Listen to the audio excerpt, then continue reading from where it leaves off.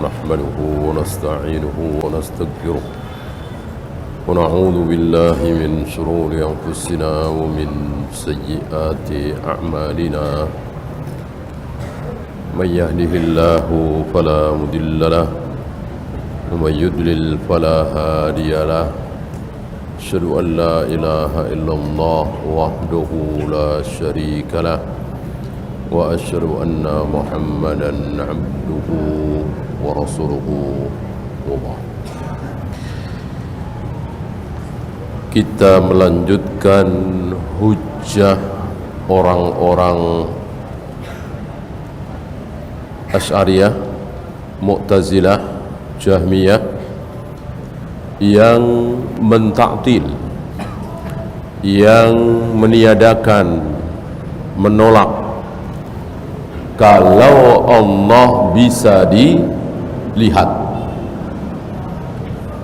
nanti di surga dan sampai kapanpun Allah tidak mungkin bisa dilihat, kata mereka. Padahal ayat-ayatnya banyak sudah kita bahas kemarin. Apa hujah mereka? Apa dalil yang mereka miliki? Tentu mereka punya dalil. Kan mereka bukan orang awam. Mereka baca Al-Quran, mereka baca hadis. Tapi sayang pemahaman mereka tidak mengikuti pemahaman para sahabat. Jadilah ayat yang mereka gunakan, hadis yang mereka gunakan, mereka tidak faham. Sampai mereka menolak kalau Allah itu bisa dilihat. Ada dua ayat yang dipakai oleh mereka untuk menolak kalau Allah itu bisa dilihat. Yang pertama, surat Al-A'raf 143. Waktu itu kita sudah baca sedikit. Saya bacakan. Walamma jaa Musa limiqatina, tatkala Musa datang kepada kami, datang kepada Allah untuk bertemu dengan siapa? Tentu bertemu dengan Allah. Tatap muka tidak, tapi berbincang. Nabi Musa berbicara, Allah dengar, Allah berbicara, Nabi Musa dengar, berbincang-bincang.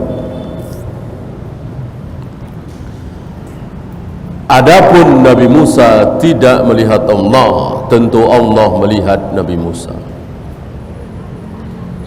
Wa kallamahu rabbuhu, Allah berkata, didengar oleh Nabi Musa. Qala, lalu Nabi Musa di sela-sela perbincangan itu berkata, memohon kepada Allah, Rabbi arini andur ilaik. Ya Rabb, ya Allah, tunjukkan dirimu kepadaku agar aku bisa melihat seperti apa dirimu. Kapan ini? Sekarang, saat ini, menurut Nabi Musa ya.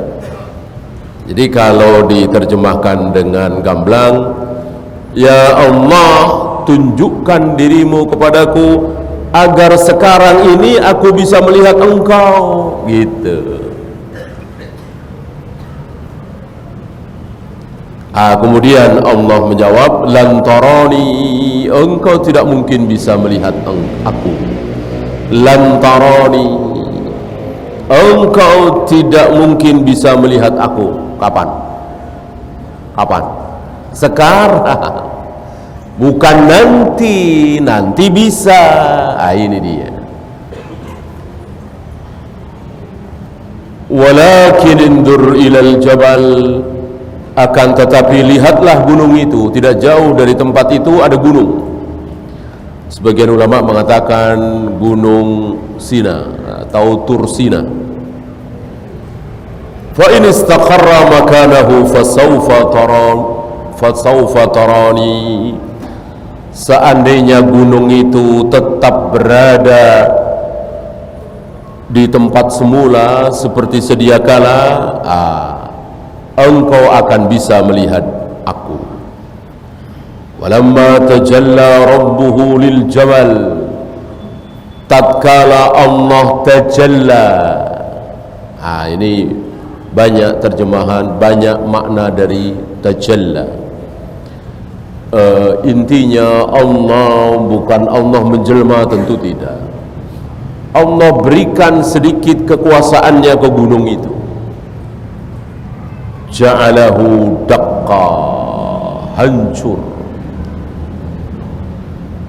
Wa kharra Musa sa'iqa, lalu Musa tersungkur, jatuh, pingsan. Ya. Apa yang mereka gunakan? Dalil apa? Lantaroni. Ada kalimat lantaroni, engkau tidak akan melihat, engkau tidak akan bisa melihat aku.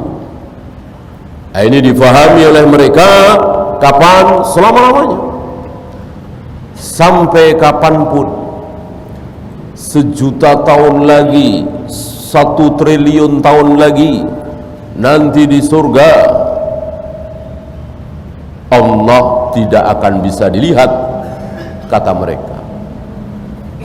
Ya. Mereka mengatakan bahwa ini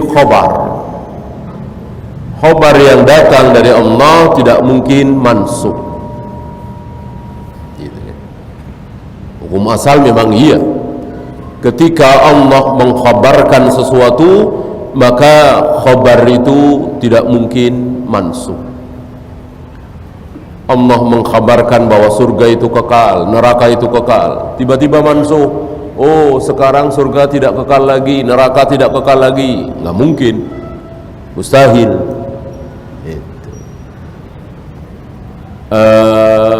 Allah mengkhabarkan bahwa malaikat yang akan menjaga neraka bernama malaikat Malik, lalu dimansuh oleh Allah. Sekarang bukan Malik lagi, tapi Israfil misalnya. Ini nggak mungkin.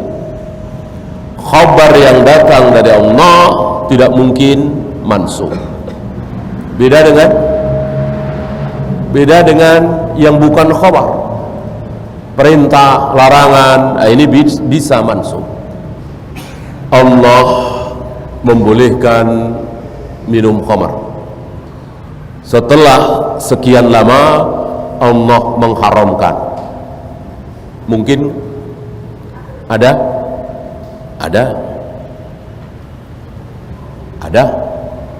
di awal-awal kenabian sampai beberapa tahun setelah hijrah, kan Allah membolehkan khamar. Setelah sekian lama baru diharamkan, mansukh.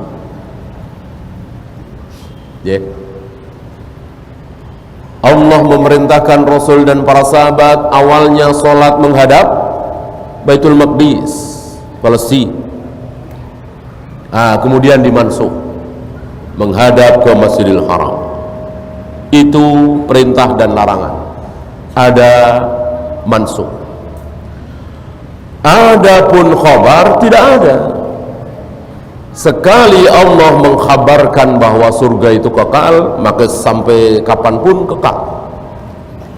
Sekali Allah mengkhabarkan bahwa malaikat pembawa wahyu adalah Jibril, maka tidak mungkin diganti. Khabar tidak mungkin mansukh. Lantarani, kata mereka, ini khabar dari Allah bahwa engkau tidak akan bisa melihat aku, maka tidak mungkin masuk.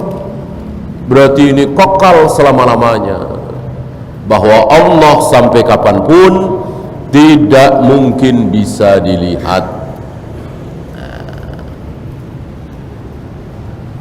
Sekarang kita baca bantahan beliau.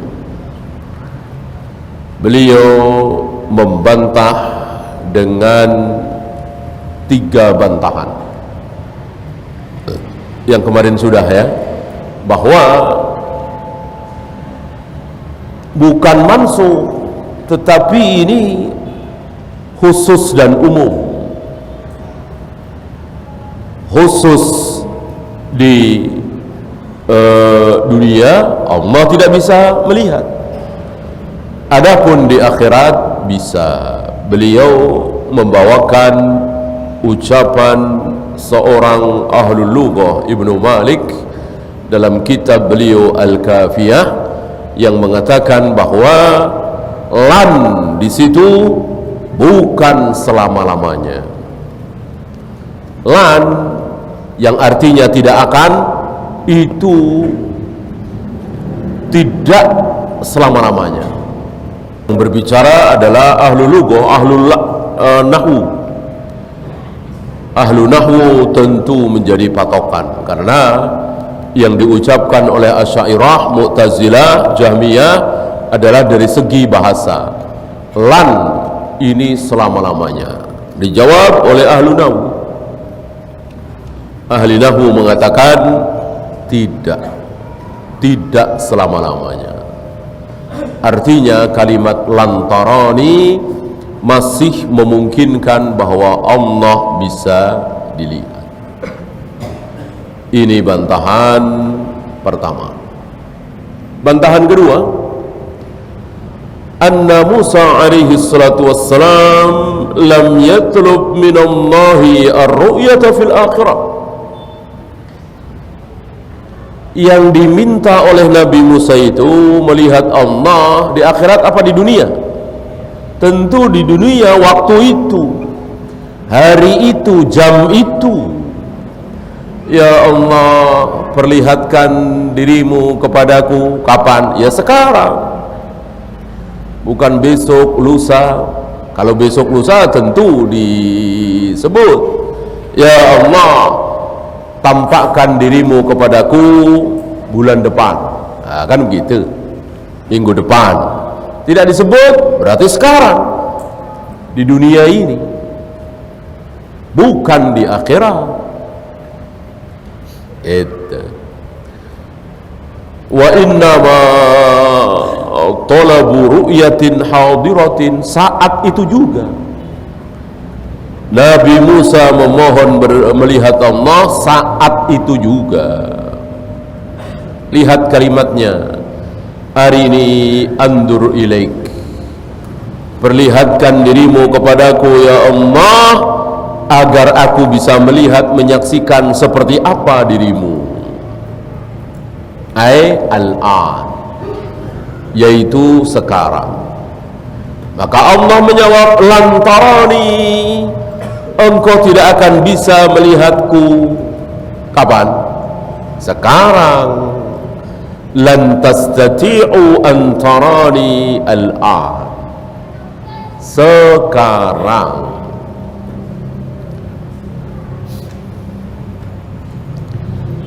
Oleh karena itu Allah mengatakan, walakin indur ilal jabal, tapi coba sekarang lihat gunung itu.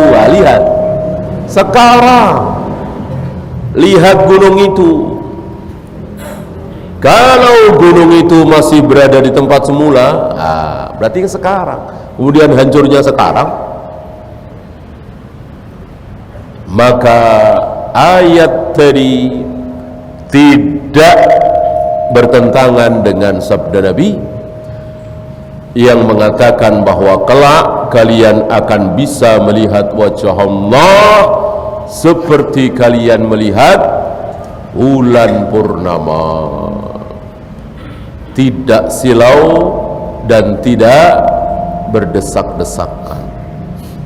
Sebuah kenikmatan tertinggi.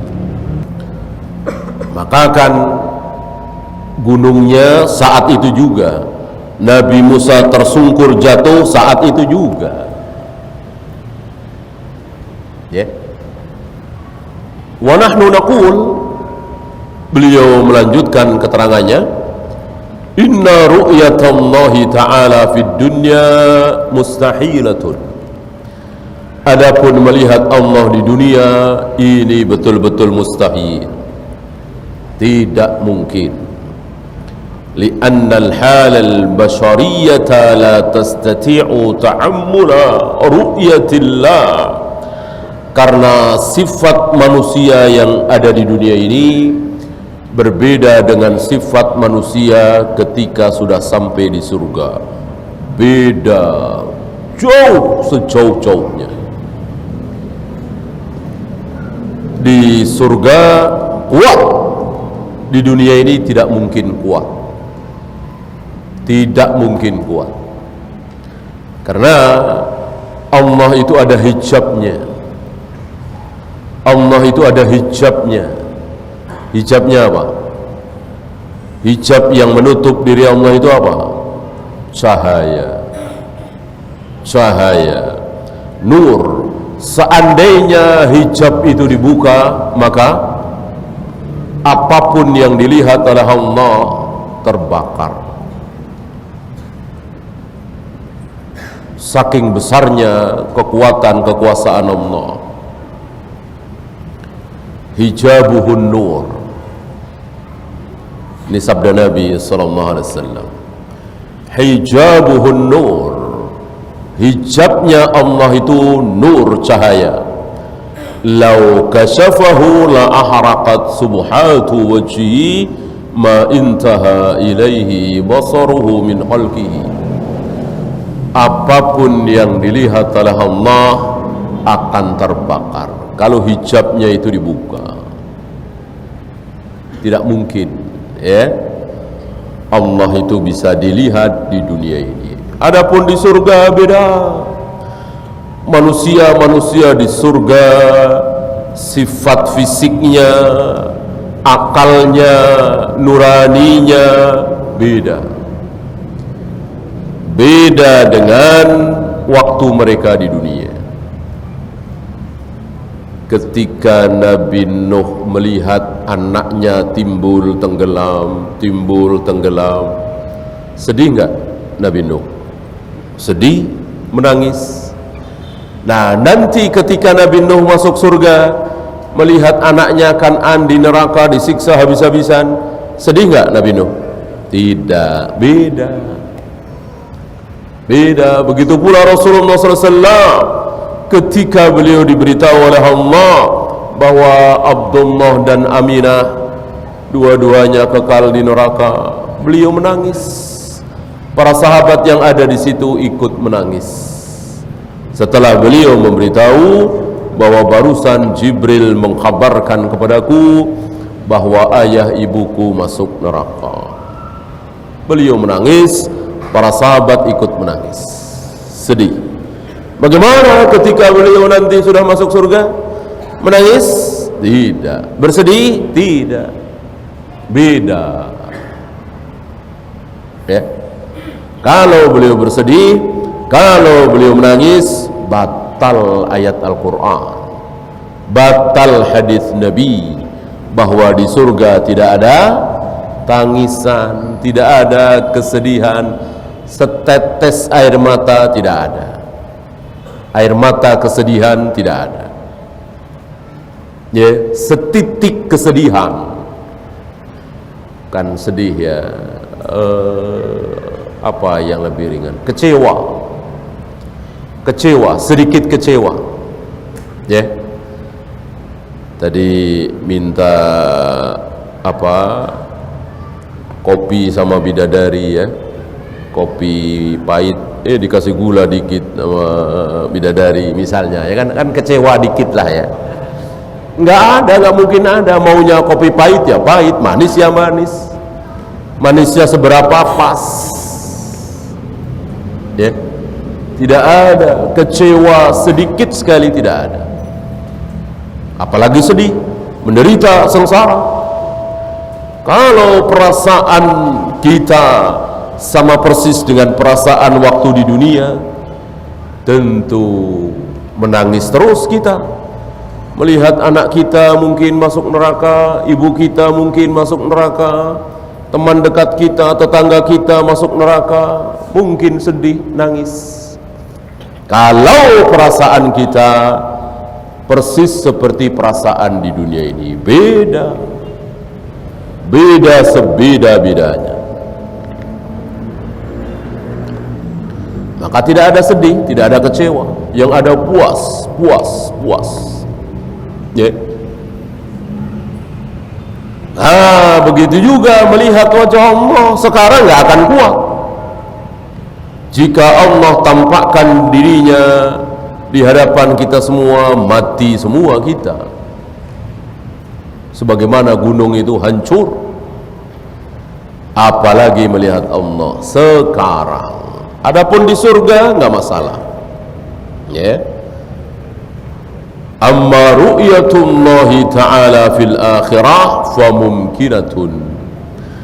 Adapun melihat wajah Allah di akhirat, ini mungkin, ini tidak mustahil, li'anna an-nasa fi dhalikal yawm yakununa fi alamin akharin.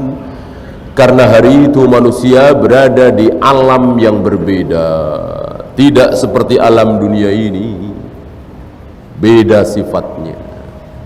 Hanya Allah yang tahu seperti apa surga neraka. Ya, takhtalifu fihi ahwaluhum an halihim fid dunya. Jauh berbeda dari keadaan manusia sewaktu masih di dunia. Kama yu'lamu dzalika min nususil kitab wa sunnah, sebagaimana diketahui dari nas-nas Al-Quran dan Sunnah, fima yujri linnasi fi irsatil qiyamati wa fi muqirrihim fi darin na'im awil jahim. Sebagaimana Al-Quran dan Sunnah menjelaskan bagaimana keadaan pada hari kiamat, bagaimana surga, bagaimana neraka, bagaimana kulit penghuni jahanam itu dibikin tebal. Barangkali banyak dari kita mengatakan kalau tebal malah tidak berasa disiksa, justru ini terbalik. Ya, justru ini terbalik. Dan para ahli sudah menemukan bahwa saraf-saraf yang membuat sakit itu adalah kulit itu. Di kulit itu, maka di dalamnya tidak sakit atau kurang sakitnya. Yang paling sakit ya kulit itu, maka dibikin tebal sekali. Antum bisa bayangkan seminggu tidak tidur, sebulan tidak tidur, kayak apa rasanya? Kita nggak bisa bayangkan sebulan tidak tidur. Ya. Antum tahu di surga berapa tahun tidak tidur? Bertahun-tahun. Dan memang tidak tidur. Kita nggak bisa bayangkan. Ya, karena memang beda. Tidak tidur, tapi dalam keadaan segar terus, fit terus, dalam keadaan yang paling bagus. Karena tidak ada ngantuk, tidak ada capek, tidak ada lelah, tidak ada bosan. Tidur itu kan diakibatkan oleh ngantuk, lelah, capek, bosan. Makanya tertidur, kan begitu. Kalau nggak capek, nggak lelah, nggak bosan, nggak ngantuk, tentu nggak tidur. Itulah keadaan manusia di surga. Beda jauh. Ya. Maka yakini bahwa Allah bisa dilihat di surga nanti. Di dunia tidak bisa. Yang terakhir, yang ketiga, bantahan ketiga, anna istihalata ru'yatillahi fil akhirati 'indal munkirin, orang-orang yang mengingkari bahwa Allah bisa dilihat, mereka mengatakan mustahil Allah bisa dilihat di akhirat, di surga. Itu mabniyatun ala anna itsbataha yatadammanu naqsan. Karena kalau Allah bisa dilihat, berarti Allah bukan Tuhan. Allah mempunyai sifat makhluk. Allah berkurang sifat ketuhanannya. Ini sifat yang buruk bagi Allah kalau Allah bisa dilihat, kata mereka. Karena Allah itu Tuhan Rabbul Alamin, maka beda dengan makhluk manapun, tidak mungkin bisa dilihat. Ya, kama yu'alliluna nafyahum bidzalik, sebagaimana mereka meniadakan, menolak kalau Allah punya tangan, Allah punya wajah, Allah bersemayam di arsy, itu jadi seperti makhluk, maka mereka menolak dalam rangka mensucikan Allah, dalam rangka mensifati Allah dengan sifat-sifat yang baik, tapi tanpa ilmu. Kenapa? Kenapa? Wahina idzin yakunu su'al Musa li rabbih ar-ru'yata da'iran bainal jahli. Karena berarti ketika Nabi Musa memohon, ya Allah tampakkan dirimu kepadaku, berarti Nabi Musa bodoh enggak? Bodoh sekali. Kalau menurut tinjauan keyakinan Asy'ariyah, Maturidiyah, Jahmiyah, Mu'tazilah, bahwa kalau Allah bisa dilihat, maka berkurang sifat ketuhanan Allah, karena Allah mempunyai sifat makhluk, yaitu bisa dilihat. Nah, ketika Nabi Musa memohon, ya Allah tampakkan dirimu kepadaku, berarti Nabi Musa bodoh gitu. Nabi Musa mengucapkan kalimat yang batil. Tentu Allah tidak akan diam. Tentu Allah akan meluruskan, wahai Musa, permintaanmu itu permintaan tidak pantas. Mosok aku bisa dilihat? Kalau aku bisa dilihat, tentu aku jadi seperti makhluk. Kan begitu. Apa mungkin Allah biarkan nabinya, kalamullah, ya, Nabi Musa yang satu di antara 5 pilihan di jagat raya alam semesta mengucapkan kalimat batil, Allah biarkan? Mustahil. Allah membiarkan ucapan Nabi Musa bahwa Allah bisa dilihat, minta dilihat, dan memang bisa, tapi nanti di surga. Adapun sekarang ini di dunia belum bisa. Mereka menuduh Nabi Musa. Mereka merasa lebih pintar, lebih faham dari Nabi Musa. Kan begitu ya? Kalau menurut kalimat mereka, tentu mereka akan mengatakan kepada Nabi Musa, wahai Nabi Musa, Anda telah melakukan permintaan yang batil. Karena kalau Allah bisa dilihat, Allah menjadi seperti makhluk. Mereka lebih pintar dari Nabi Musa.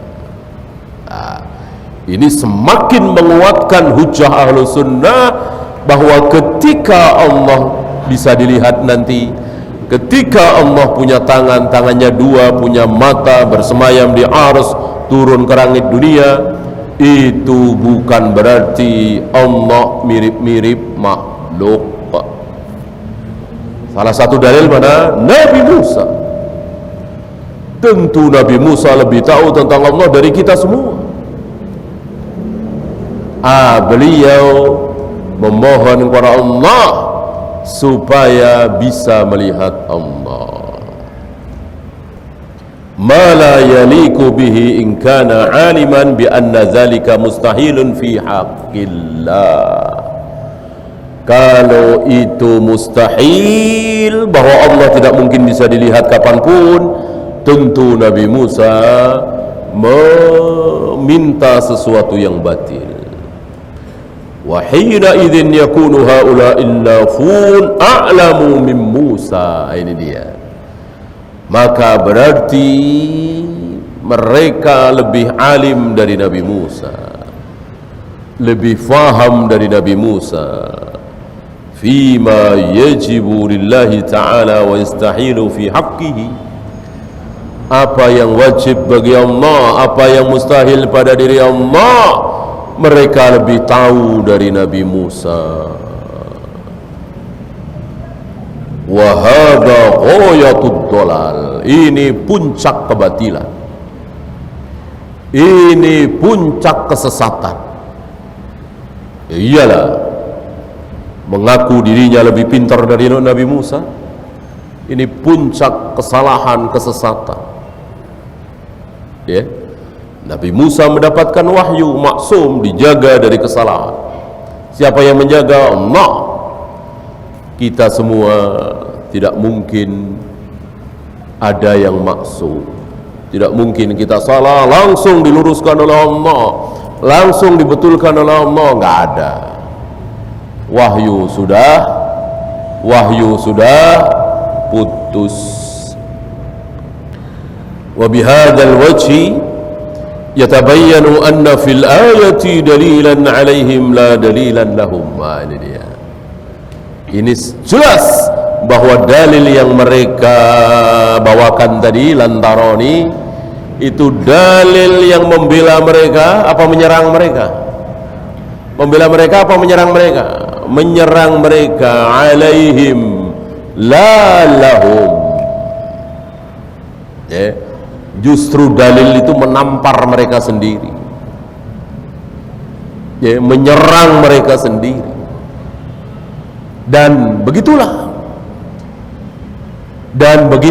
seluruh dalil yang dipakai oleh firqah-firqah dolal untuk membela kesesatannya, justru dalil itu alaihim la lahum, menampar mereka, menyerang mereka, bukan membela mereka. Ya, ini dibawakan oleh beliau. Kullu dalilin, ini yang terkenal ucapan Syekhul Islam, ya. Ucapan Syekhul Islam yang terkenal, yang mengawali ucapan itu, karena memang beliau hidup di tengah-tengah firqah dolal, barangkali seperti di negeri kita ini. Apa saja ada. Jahmiyah ada, Asy'ariyah ada, Maturidiyah ada, Rafidhah ada, Tarekat Sufiyah ada di negeri kita ini. Beliau sewaktu hidup dulu di Syam, keadaannya tidak jauh beda, apapun ada. Bahkan di zaman beliau hidup, hampir-hampir kaum muslimin beranggapan bahwa ahlu sunnah adalah Asy'ariyah. Asy'ariyah adalah ahlu sunnah. Hampir-hampir kaum muslimin berpendapat seperti itu. Maka ketika beliau tampil mendakwahkan salaf ahlu sunnah, ditentang, dicaci maki, dimusuhi, dipenjara, dan akhirnya mati di penjara. Ucapan Syekhul Islam ini dinukil oleh beliau dengan redaksi yang agak berbeda. Kullu dalilin minal kitabi wa sunnati sahihati, setiap dalil yang ada di Al-Quran dan Sunnah, yastadillu bihi ala batilin au nafyi haqqin, dan dalil itu, ayat itu, hadis itu dipakai untuk kebatilan mereka, untuk menolak yang hak. Fasayakunu dalilan ala man awradahu la dalilan lahu, pasti dalil itu justru akan menyerang diri mereka, menampar diri mereka, bukan membela mereka. Lihat sebagian kaum muslimin yang berdalil dengan laqad kana lakum fi rasulillahi uswatun hasanah. Mereka berdalil dengan dalil itu ketika merayakan Maulid Nabi. Mereka merayakan Maulid Nabi, sebagiannya berdalil dengan itu. Laqad kana lakum fi rasulillahi uswatun hasanah, bahwa pada diri Rasulullah terdapat uswah hasanah, contoh teladan yang baik. Maka ayat ini dipakai untuk mereka. Wajar manusia yang di dalamnya ada uswah hasanah kita peringati hari kelahirannya. Agar apa? Agar kita mengikuti Rasulullah, mencontoh Rasulullah, berakhlak seperti akhlak Rasulullah, dan seterusnya. Padahal justru dengan ayat itu timbul pertanyaan sederhana. Kalau Nabi itu contoh teladan, berarti beliau harus dicontoh, kan begitu? Mudah sekali. Beliau harus dicontoh, beliau harus ditiru. Yang beliau contohkan kita ikuti, yang beliau tidak contohkan jangan, kan begitu? Nah, setelah itu kan tinggal mudah pertanyaan berikutnya. Rasul seumur hidup merayakan Maulid Nabi apa tidak? Merayakan hari kelahiran beliau apa tidak? Kalau iya kita ikuti uswatun hasanah, kalau tidak ya jangan. Nah, begitu. Justru dalil itu menampar mereka. Ini ratusan, mungkin ribuan. Ketika firqah-firqah itu membawakan dalil, justru dalil itu menampar mereka sendiri. Ya, maka banyak di antara ulama ahlus sunnah membantah ahlul bidah itu dengan dalil mereka sendiri, dengan dalil yang mereka pakai sendiri. Nah, salah satunya ini. Ya. Untuk ayat berikutnya yang mereka pakai untuk membela hujah mereka bahwa Allah tidak mungkin bisa dilihat, insya Allah kita bahas kesempatan berikutnya. Ya.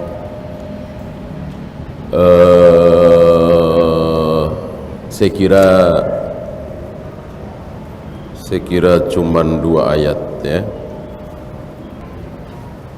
Ayat yang pertama sudah, ayat berikutnya insya Allah nanti kita lanjutkan, mudah-mudahan pekan depan. Ya, itu saja, tidak ada soal jawab. Kita akhiri. Subhanakallahumma bihamdika asyhadu an la ilaha illa anta astaghfiruka wa atubu ilaik. Assalamualaikum warahmatullahi wabarakatuh.